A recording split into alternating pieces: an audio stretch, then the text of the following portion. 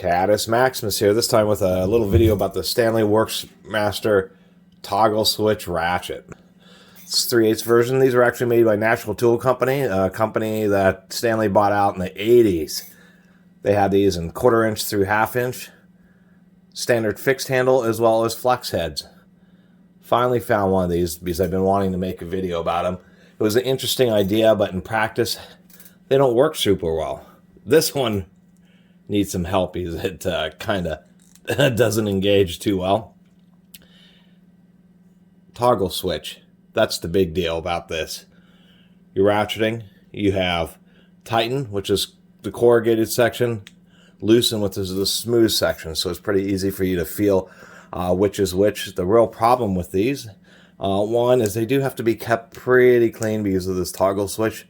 The second issue with them is the fact that it's just so easy to hit this toggle switch.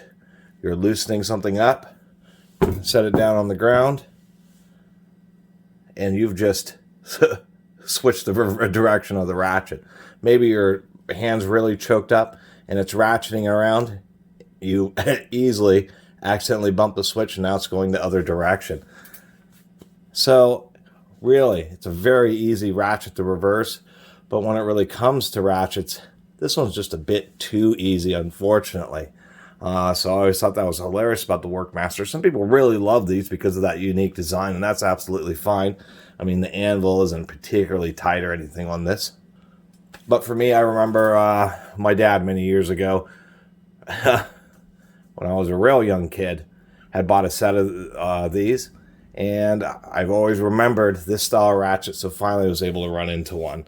As far as the strength of the detent, it's actually pretty good on this ratchet. I will give them that. But now we know why these really aren't very common. It's simply because of the fact that they're just too easy to reverse, even though this toggle switch is just such a neat idea for a reversing round head ratchet. In practice, it just is too easy.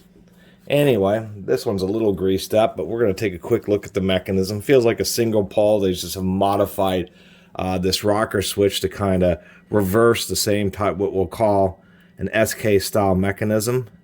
Holy smokes, this thing is like really greasy. There is our, oh, now this really wants to spin around here. Come on now. They certainly don't make it easy to get at this little spring, that's for sure. Let me battle with this for just a second here, maybe even clean up some of the excess. It's like somebody actually did take this apart, put in grease, and of course, grease is just a little bit too sticky, a little bit too thick for most ratchets, and so you really want to use something much lighter than grease. And I'll see if we can't. There we go. Finally got that thing started. Let's go right, go right around. Those spiral springs really aren't too bad once you get used to them. All right, here's the magic. Let's take a look inside this. Wow, somebody did grease this. It's just way too thick. Man, this thing is yucky. How yucky is that?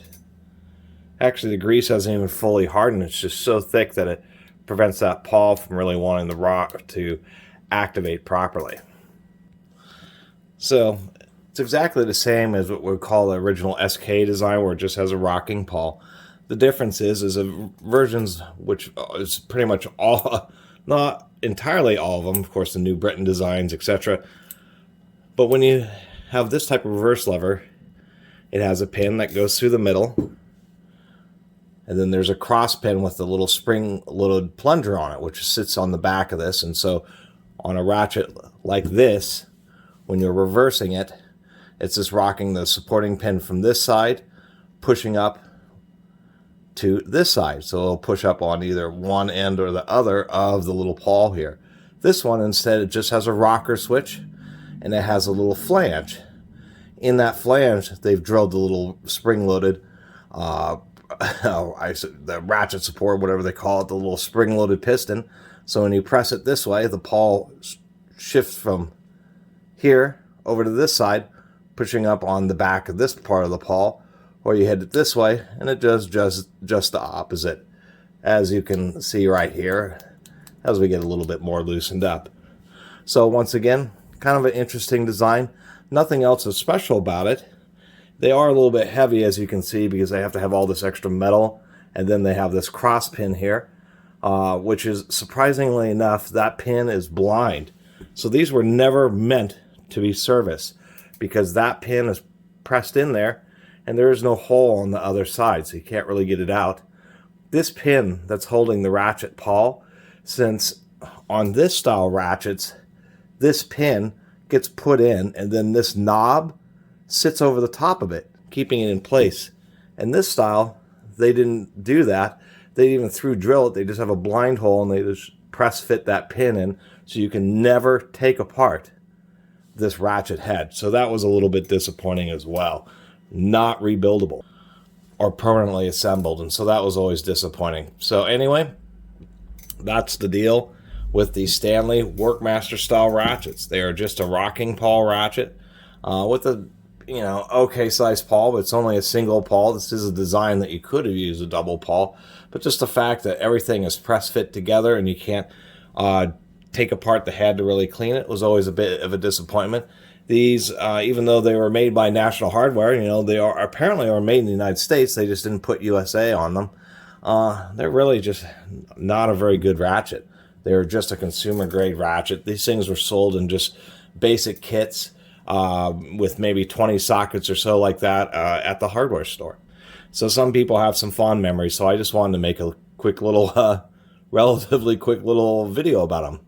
Stanley WorkMaster ratchets are cool, but they're nothing to get too excited about at all. There's probably a lot of other vintage ratchets that are a lot more desirable than something like one of these.